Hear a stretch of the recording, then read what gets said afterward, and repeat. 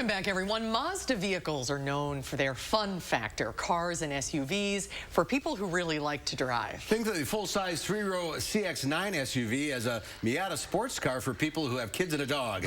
Let's check out the 2020 Mazda CX-9 as we go behind the wheel with Harvey Briggs. You know, I got inside this car and I was surprised. I generally am favorable toward Mazdas.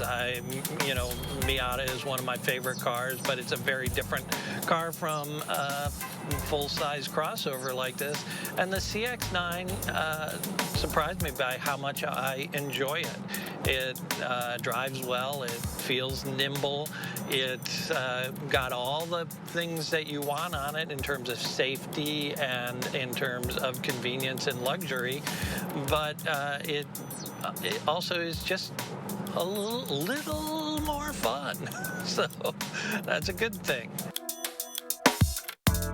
Open the door and it is more luxurious than you would expect. You've got heated and cooled leather seats up front, heated captain's chairs in the second row.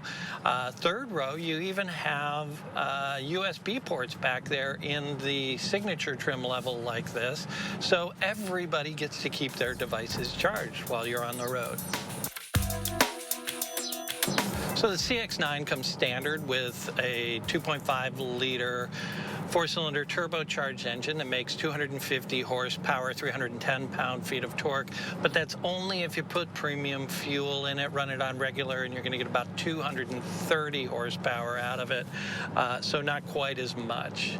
It has two available drive modes. You've got regular and sport mode, and sport mode, it just changes the throttle mapping, the transmission shift points a little bit to make it just a little more aggressive. This is a full-size crossover, so it's not really a sports car, but it's on the sporty side of that category.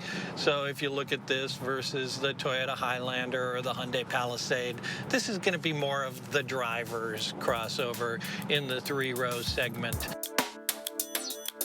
Where it falls down a bit is the infotainment system. It's just, you know, everything's there, but it all feels like it's a generation behind what some of the competitors have. Pricing for the CX-9 starts at $33,890, and this one with the signature edition, with the optional machine gray paint job and the carpeted luggage compartment gets you all the way up to $47,560. So where does the Mazda CX-9 stack up in the category? Again, I'm pleasantly surprised by this car, and if they had an 8-speed, I'd probably put it right up at the top, but as it is, it's still a very, very competitive vehicle when you look at what you're going to get with a Highlander or a Palisade or a Traverse or anything else from a mainstream brand in this category. And Harvey joins us now live from the Rides and Drives World Headquarters. Hi, Harvey. Here we are, my little corner of the world. Well, that third row looked kind of cozy. It is. The thing that's interesting is that second row slides up, and it will move quite a bit forward. So depending on how you configure it, actually, there was a little more room than I gave it credit for on that shot. It's a good-looking car, and this is a very competitive category, isn't it? The three-row SUV.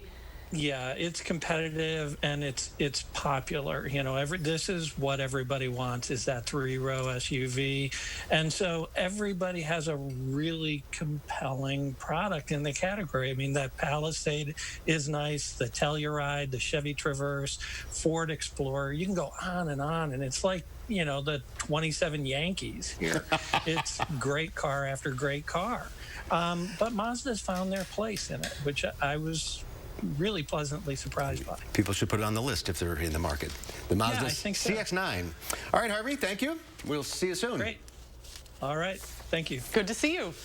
Always. We'll be right back.